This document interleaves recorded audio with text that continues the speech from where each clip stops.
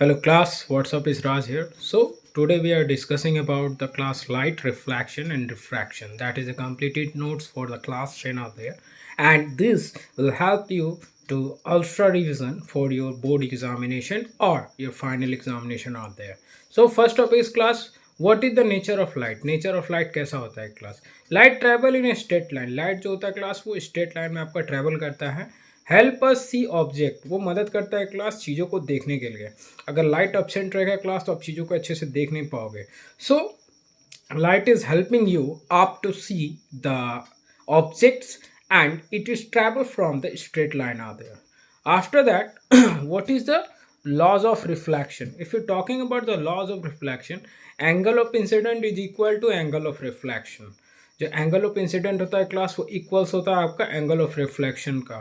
So all rays lie in the same plane. जितना rays होता है क्लास वो सेम प्लेन के अंदर में होता है. इसी को कहते हैं क्लास हम लोग लॉ ऑफ रिफ्लेक्शन. उसके बाद बात करते हैं क्लास टाइप्स ऑफ मिरर्स का. तो what is the types of mirror? Concave और कॉन्वेक्स. कॉनकेव क्या होता है क्लास? ये इनवर्ड होता है, अंदर की तरफ होता है, जो कि इसका रियल भी है और वर्चुअल दोनों है. कॉन्वेक्स में क्या होता है क्लास? ठीक है, आउटवर्ड होता है, बाहर की तरफ होता है क्लास, और ऑलवेज वर्चुअल. इसमें जो इमेज बनता है क्लास वो वर्चुअल होता है. ठीक है. सो कॉनकेव को नेगेटिव पावर से डिनोट करते हैं. ये जो मैंने पहना है क्लास ये दूर की चीज़ों को देखने के लिए इस्तेमाल किया जाता है, तो ये कॉनकेव है क्लास. यही चश्मा अगर पास में कोई चीज़ है उसको पढ़ने के लिए मैं इस्तेमाल करता, तो इसी चीज़ का इस्तेमाल मैं कॉन्वेक्स मिरर के लिए करता. ये कॉन्वेक्स लेंस होता है यही क्लास आपका, लेकिन ये कॉनकेव है क्लास. उसके बाद कुछ मिरर टर्म्स है वो हम लोग देखेंगे क्लास यहाँ पे. सो पोल है क्लास, सेंटर ऑफ कर्वेचर है, प्रिंसिपल एक्सिस है, फोकस है और फोकल लेंथ है. और इसके बीच में जो रिलेशन है क्लास वो काफ़ी ज़्यादा इंपॉर्टेंट होता है class. R is equal to 2F. ये आप फॉर्मूला याद रखिएगा, इससे न्यूमेरिकल भी आता है क्लास. ठीक है, वो हम लोग किसी और दिन डिस्कस करेंगे. तो R is equal to 2F. ठीक है, यहाँ R इज इक्वल टू हो गया क्लास आपका, F इज इक्वल टू आपका समझ लीजिए फोकल लेंथ है, R इज इक्वल टू आप समझ लीजिए आपका सेंटर ऑफ कर्वेचर है क्लास. ठीक है.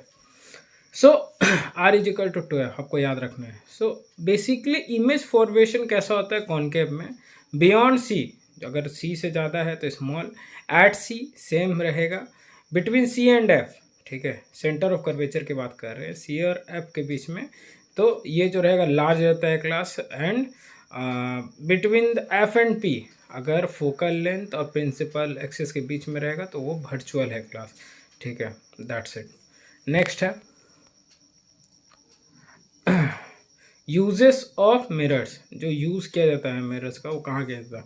कॉनकेव का इस्तेमाल किया जाता है हेड लाइटिंग्स में, शेविंग्स में. कॉनकेव की अगर मैं बात करूं, और कॉन्वेक्स की बात करें तो रियर व्यू. कहने का मतलब है क्लास की सामने देखने के लिए इस्तेमाल किया जाता है. ठीक है. सो कॉनकेव में देखिएगा आप हेड लाइटिंग्स या शेविंग जहाँ पे होता है वहाँ पे इस्तेमाल किया जाता है. क्यों? क्योंकि वो फोकस करता है क्लास दूर की चीज़ें के लिए. कॉन्वेक्स मतलब सामने की चीज़ को देखने के लिए. सो नेक्स्ट है क्लास आपका, इसके बीच में हमारा एक फॉर्मूला है क्लास, मिरर फॉर्मूला इसको बोलते हैं. 1/b plus 1/u equal to 1/f. मैं बता दे रहा हूँ क्लास, यहाँ v मतलब हो गया size of the image, u is equal to size of the object, f is equal to focal length. और जो इसका बीच में मैग्नीफिकेशन का फॉर्मूला है वो -v/u होता है क्लास. ठीक है, ये आप थोड़ा सा दिमाग के अंदर सेटअप कर लेना ये दोनों फॉर्मूला को. 1/b plus 1/u equals to 1/f, जहाँ पे m इज इक्वल टू क्या हो गया क्लास? -v/u हो गया. तो ये मेरा फॉर्मूला के अंदर में आ गया क्लास हमारा. उसके बाद करते हैं क्लास आपका refraction. So bending of light due to speed change. अगर बेंड हो रहा है मेरा light, bending of light due to speed change, अगर स्पीड को चेंज करने से मेरा लाइट बेंडिंग हो रहा है क्लास, इसको हम लोग रिफ्रैक्शन बोलते हैं. ठीक है. सो लॉज ऑफ रिफ्रैक्शन क्या है? Sine i divided by sine r equals to constant. ये इसका लॉज ऑफ रिफ्लेक्शन है क्लास. और रिफ्रैक्टिव इंडेक्स क्या है class? N is equal to c by v. Refractive index को एन से डिनोट करते हैं. C is equal to velocity of light and v is equal to velocity of light आते हैं. Sorry, only velocity. Okay. So यहाँ पे ये formula आप याद रखना. ठीक है, बेसिकली फंसना नहीं है. Refractive index n is equal to c by v. और लॉज ऑफ रिफ्लेक्शंस की अगर बात करें तो sine i divided by sine i equals to constant. उसका नेक्स्ट है क्लास आपका ग्लास स्लैब रिफ्रैक्शन. इसके बारे में बात करेंगे क्लास की ग्लास स्लैब रिफ्रैक्शन होता है क्या है। सो इमर्जेंट रे जो होता है क्लास वो पैरेलल टू द इंसिडेंट रे।